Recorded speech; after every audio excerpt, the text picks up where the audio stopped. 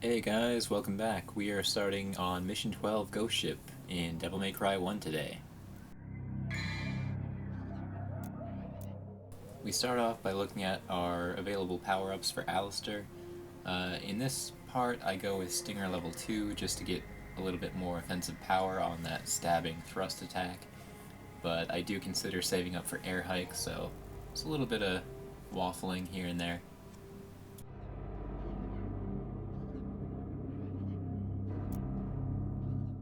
As the name might suggest, Ghost Ship is in underwater level, so we have our underwater controls here. Shooting your guns works as it does normally, so that's not really anything too different, although you do need to get a certain weapon in the level coming up before you can do that. So for a while we'll be unarmed.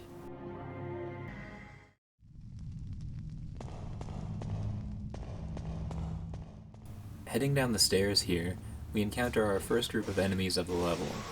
It's just another group of ordinary marionettes, so feel free to use any weapon that you like.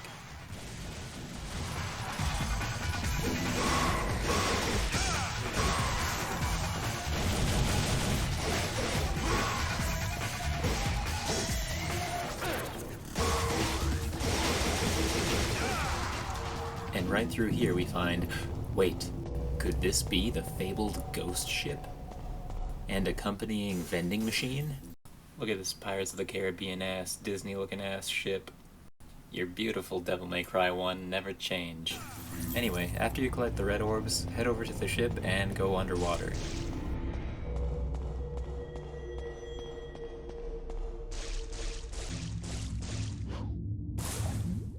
The controls might take some getting used to, but just keep in mind that you don't have a gun yet, so you can't actually fire anything. This might be a little confusing because they show you at the beginning of the mission all the button inputs and commands and how to shoot, but you actually don't have the underwater gun required to shoot enemies, so that might lead you to take some damage from the enemy in the next room as you struggle to try to shoot a gun that you don't have. Here you can see me searching for a way out. You actually just swim up and go to the upper level of the ship.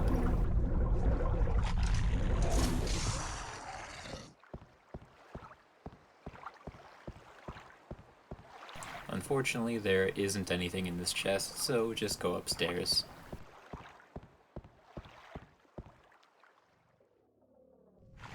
And wouldn't you know it, it's just what the doctor ordered, more lizard men. I don't have a very good doctor. Here we see them blocking my attacks, so really the best option is to use the grenade launcher, knock them back, and do a downward sword attack on them when they're stunned. Or if you're using Ifrit, use the dive kick or whatever. But I just decided to use Devil Trigger and deal with them that way.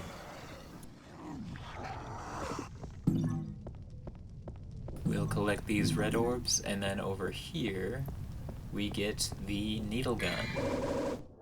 This is the only underwater weapon in the game that will allow us to shoot underwater. And we also get a Devil Star for our troubles. It's worth noting that the Needlegun is automatically equipped when you go underwater, and you can't equip it when you're on land. After that, we'll go up the stairs and head to the upper level of the ship.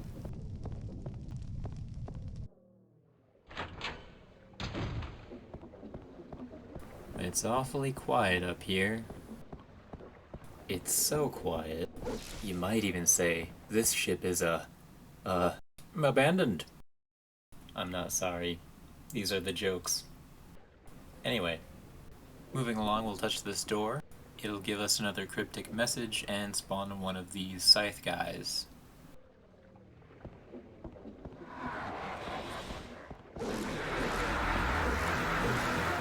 Not gonna lie, this fight was kind of messy. I feel like I should have been dodging a lot more, but yeah, he does hit very hard, but luckily at the end he will drop a full heal, so not too much to worry about, at least on normal mode.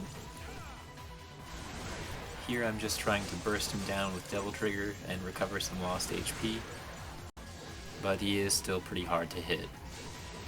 In retrospect, it would have been better to use Air Raid with Devil Trigger active, similar to the first time we beat him, but, you know, hindsight is 20/20, what can you do?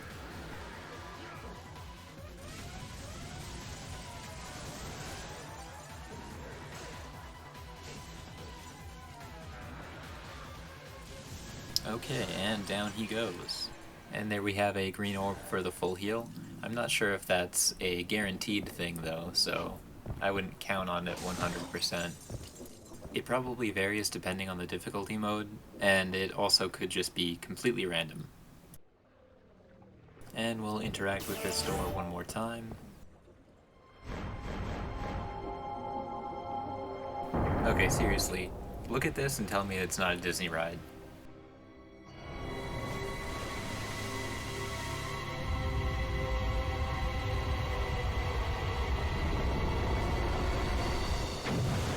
Oh, that wasn't very far. In reality, Mundus isn't trying to open a gate to the underworld, he's just trying to build a theme park here. Dante's just overreacting.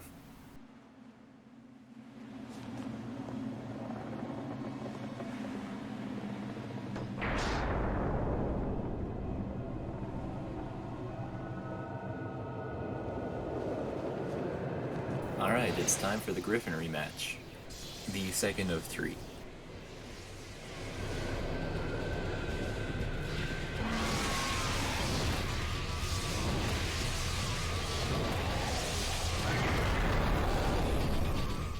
Alright, for this fight, we basically use the same strategy as last time, just Devil Trigger, guns, but we do have a different arena, so it is a bit more tricky to move around. Also, if you have round trip, that can also be a big help, but mostly I just stick to using guns in this fight. Also, this time around, Griffon has this attack that kind of launches you into the air, and you have to avoid it when it kind of boomerangs around you. So just watch out for that, and yeah, it shouldn't be too much of an issue. It just kind of disorients you.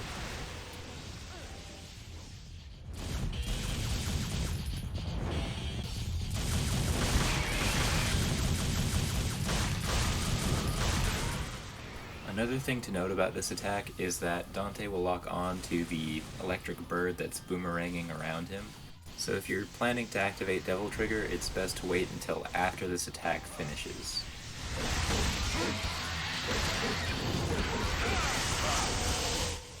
It's pretty tough to predict where the lightning will strike, so if you're taking any chip damage from it, it's best to just rely on Devil Trigger to counteract any damage that you've taken.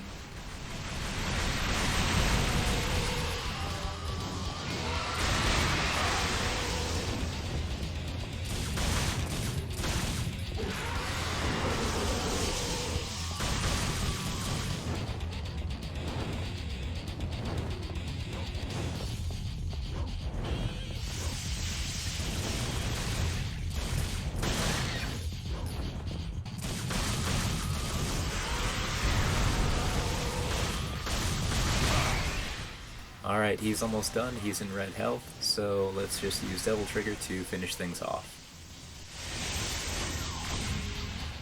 Yeah, Air Raid, or that Sith Lightning attack, that is very effective against Griffon. To take full advantage of this, I recommend waiting until the boss has landed and then activating Devil Trigger to use Air Raid.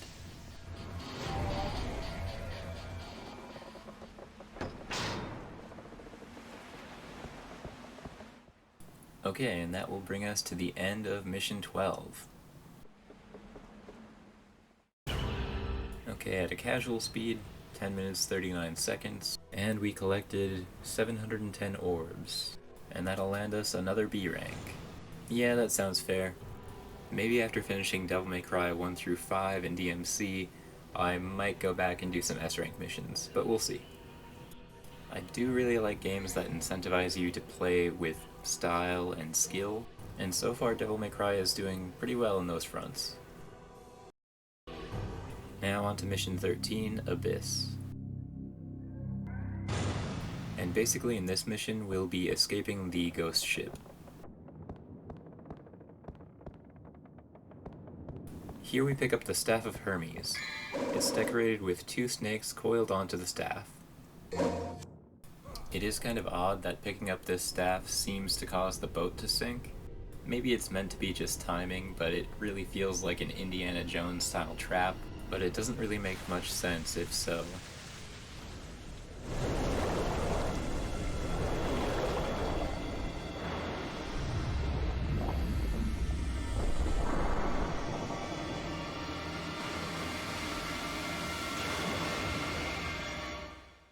Oh well, anyway, I won't think too much about it, but here we'll start on the next underwater section. Here I go into the menu and actually manually equip the needle gun, but I don't think you actually need to do this. I think it's equipped automatically when you go underwater. Also, here's a fun fact, the time spent in a menu isn't actually counted by the in-game timer. This is pretty useful if you're going for an S rank and you need to pause for any reason, or if you even want to check your strategy, you can do that by pausing.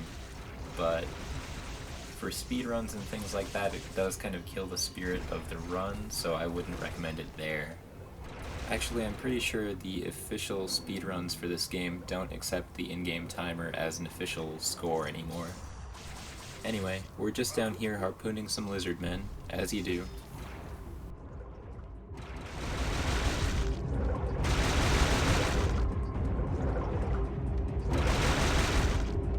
And clearing them out will open this door.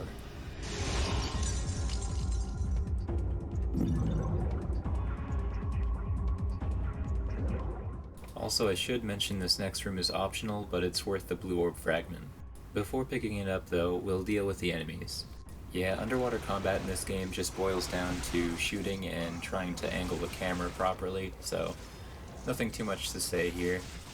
Ideally, you will want to line up all of the enemies so you can get a clear line of sight on all of them though.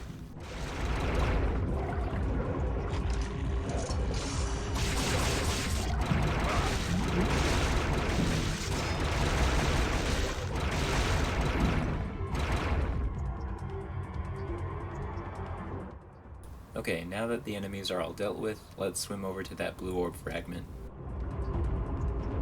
After picking up the blue orb fragment, exit the room the way you came in.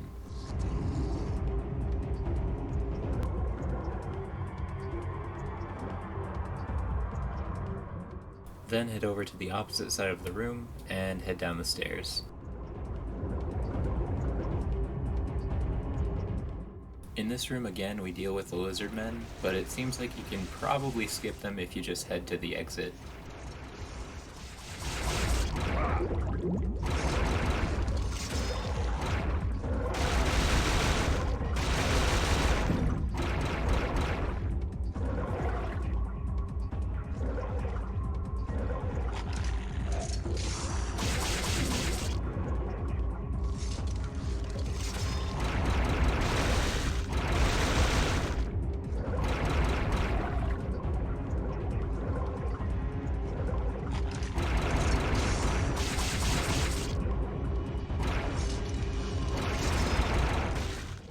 Okay, now that the enemies are all dealt with, we'll head on out. I did see a chest over here. It didn't seem like I could interact with it at all. In retrospect, maybe I should have tried shooting it, but oh well, next time. Okay, that brings us to the end of Mission 13. Alright, let's check our ranking. Hey, A rank, alright. I mean, I guess this mission is pretty short and easy, so that's probably not too much to brag about, especially on normal mode, but we'll take our victories where we can get them. And just to be safe, we'll save into a new slot this time. Okay, on to mission 14. Kind of interesting this time, we have a little bit of an opening section before they actually give us the mission 14 screen. So I kind of wonder how that factors into the timing, if the timer starts at the mission 14 screen or if it starts now. Also be sure to pick up that blue orb fragment just there. It's pretty easy to spot, so you probably won't miss it, but just to be sure I'm mentioning it here. Here we have more marionettes, pretty standard fare at this point, so deal with them, you know, the usual way. Alistair and Grenade Gun are always a good choice for these guys, so I just kind of stick with that. Although here I think I had the handguns equipped, and I didn't want to waste the time going into the menu, so I just used melee attacks.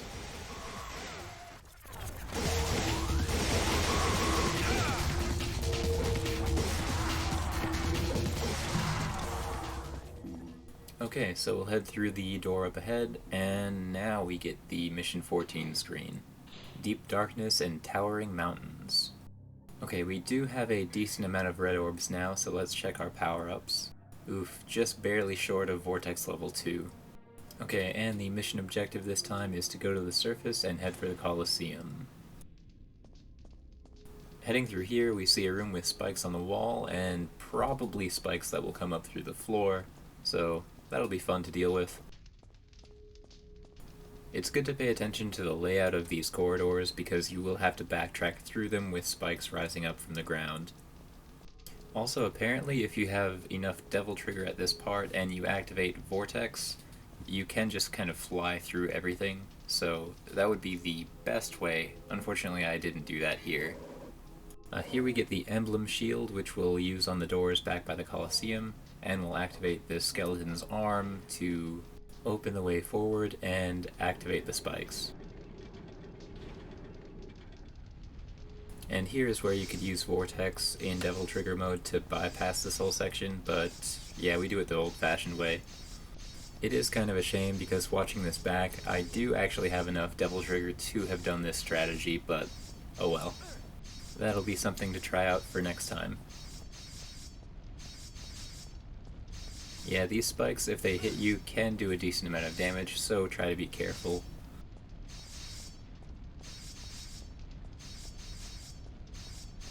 Okay, and we've made it out.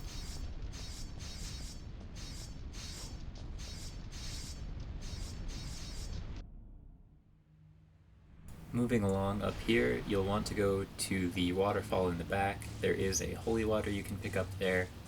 Also, there is a blue orb fragment in this section, but I believe you need air hike to get to it, so I just kind of gave up on it. This is by no means a completionist run, but if there is an item in sight, I'll try to go for it. Unfortunately, since we don't have air hike, I don't think you can get to that. I could be wrong, though. Okay, cutting out some failed jump attempts there, we're gonna move right along.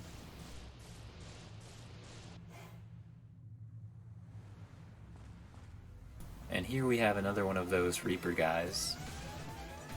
Again, these guys are pretty hard to hit as they dodge quite a lot, but if you can land a few helm splitters, the kind of jumping downward slashes on them, I believe that does the most damage to them. Other than that, use handguns to try and deal some damage over time to them. They also spawn these spinning platforms on the ground that launch you upwards, so that can be a bit disorienting if you're not expecting it.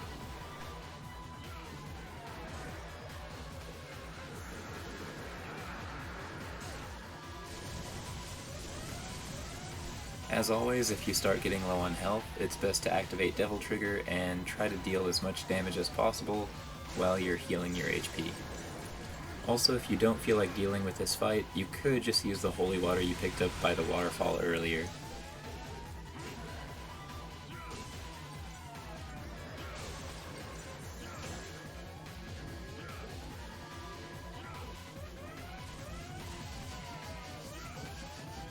And finally, there he goes. Thankfully he dropped health, so we're all good to go.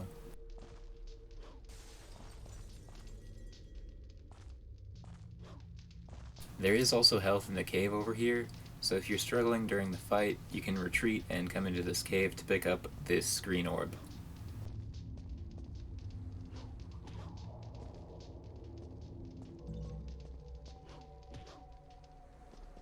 Going through this cave leads to a bridge, and on the other side is a red orb statue, so feel free to stock up on red orbs over here.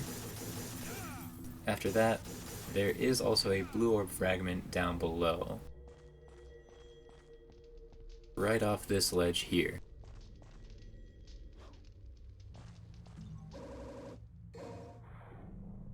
And that's another complete blue orb. Dropping down again, we're back at the place where we fought the Reaper just earlier. That seems to be all the items in this area, so we can move on.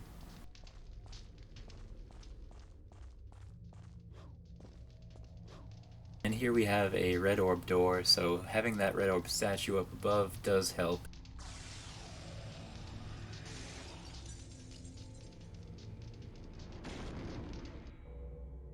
Moving along, we'll enter combat with a group of marionettes again.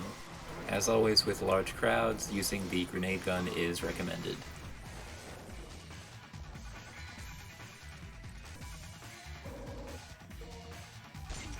Unfortunately here, Dante locks onto the least useful enemy, so I take a bit of damage.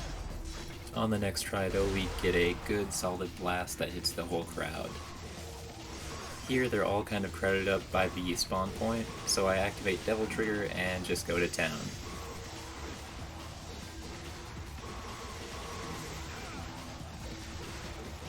Here we get the achievement Thunderstruck, which is for getting an S-rank combo with Alistair. Having Devil Trigger active definitely helps get this achievement, as you won't take knockback whenever you get hit, so use that to your advantage.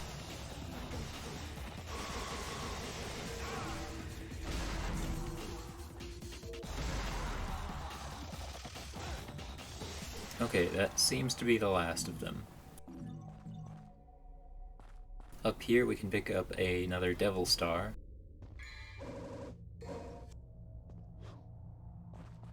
Also note that the exit is another red orb door. And whenever there's a red orb door, there's usually free red orbs somewhere hidden in the room. Jumping up here, we'll find those free red orbs.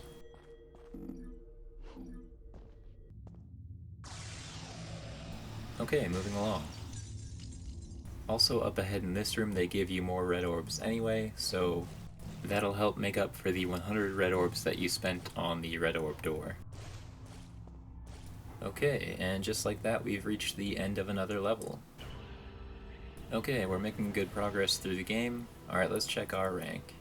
C rank. Well, I did spend a lot of time exploring, so that makes sense. Alright, thank you all so much for watching. Please like, comment, and subscribe if you enjoyed the video, and I'll see you in the next one. Later.